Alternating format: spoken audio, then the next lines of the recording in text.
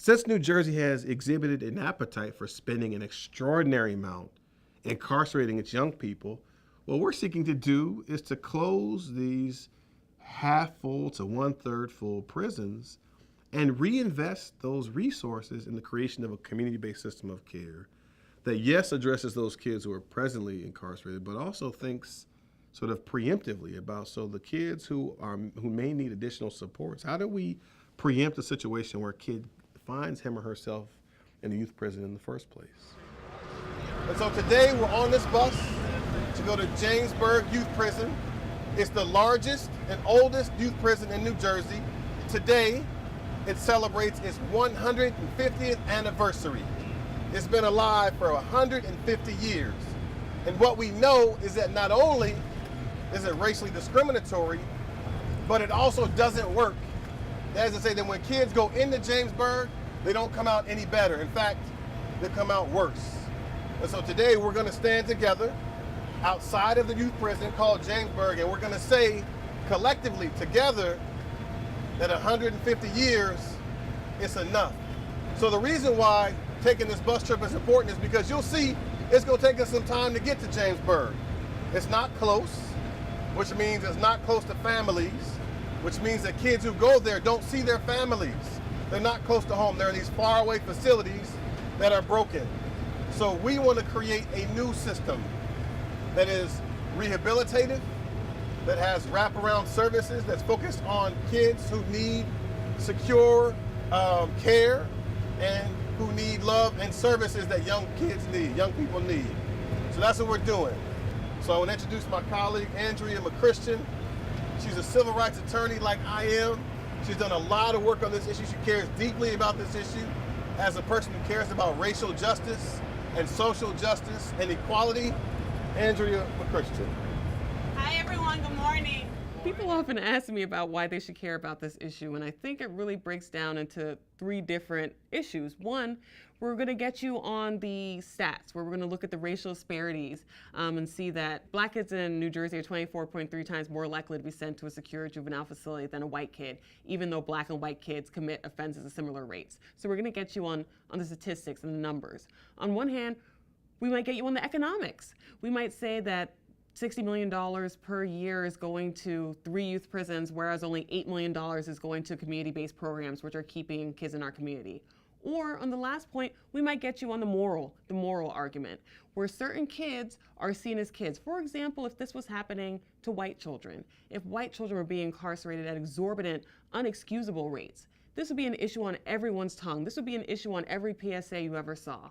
And we need to have that same feeling. We need to have that same fervor, power, and advocacy for our black and brown kids in our state. And that, for all three of those reasons, that's why we say youth incarceration has to end. We're getting close to Jamesburg, so what I like to do now is just be silent, right? Think about what we're coming down here to do, why we're doing it, and kind of think about everybody that you know, that you may know that have been to Jamesburg and has come home. And remember why we're doing this work that we're doing today. So from here on out, let's just remain silent until we pull up and hop out, all right? All right? All right. Leaving Jamesburg, I continued on because this is what was expected of me, to hear the officer say, you'll be back in this amount of time, or you're gonna graduate to a bigger institution. So that was perpetuated constantly. They told me this often, and when I got home, I continued to commit crimes, but the crimes grade me, because now this becomes the gateway. If you look at the arch, it says, over the arch it says, stay home for boys, right? But it's when you come out of here, you're a man oftentimes, and you still have a boy's mentality. I see a sea of diverse faces who've come to a place because you, like me, know that change, when it happens, it always happens from the ground up in our communities. And that's what this moment is about. Doing something, say on it, hashtag I love you, hashtag I see you. Brothers, you matter to us.